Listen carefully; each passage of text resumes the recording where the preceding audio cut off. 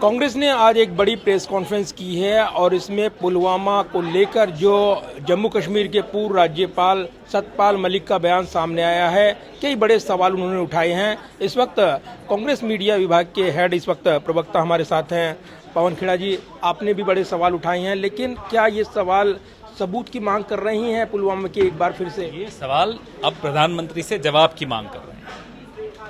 जवाब इस बात का कि आरडीएक्स कैसे पहुंचा, 300 किलो आरडीएक्स 10 दिन जम्मू कश्मीर की सड़कों पर बिना रोक टोक के घूम रहा हो, तो इसका जवाब तो अब चाहिए। हम नहीं बोल रहे, भारतीय जनता पार्टी के एक वरिष्ठ नेता सत्यपाल मलिक बोल रहे हैं। आज भी वो वरिष्ठ नेता हैं और उस वक्त वो गवर्नर थे।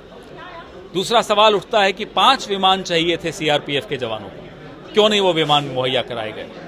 तीसरा सवाल उठता है कि क्यों जब सत्यपाल मलिक ने लापरवाही की बात की, प्रधानमंत्री ने कहा कि तुम चुप रहो।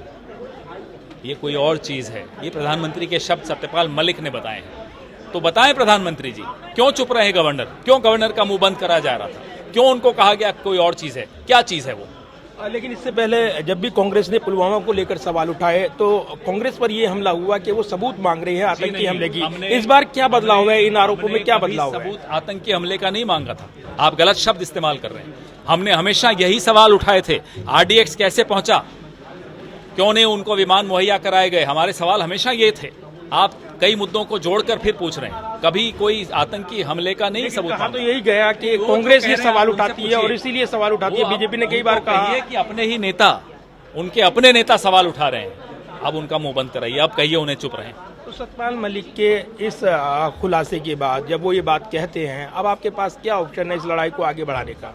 ऑप्शन नहीं, अब तो देश ऑप्शन निकाल रहा है। अब तो देश जवाब मांग रहा है। ऑप्शन भी अब देश ही देगा। लेकिन एक पॉलिटिकल हथियार मिल गया है कांग्रेस को। ये आपको ऐसा हथियार लगता नहीं है? है। 40 जवानों की शहादत किसी और के लिए पॉलिटिकल हथियार होगी, हमारे लिए नहीं है।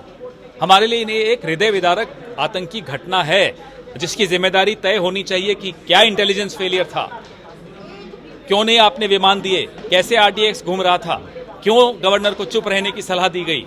ये सारे सवाल अब हम मांग रहे हैं, देश के लिए मांग रहे हैं, उन 40 परिवारों के लिए मांग रहे हैं जिन्होंने अपने जवान बेटे खोए हैं।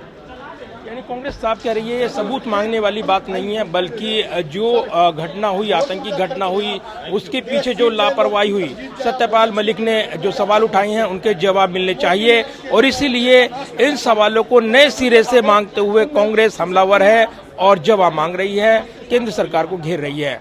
कैमरामैन पवन शर्मा के साथ प्रदीप कुमार, टोटल न्यूज़, दिल्ली।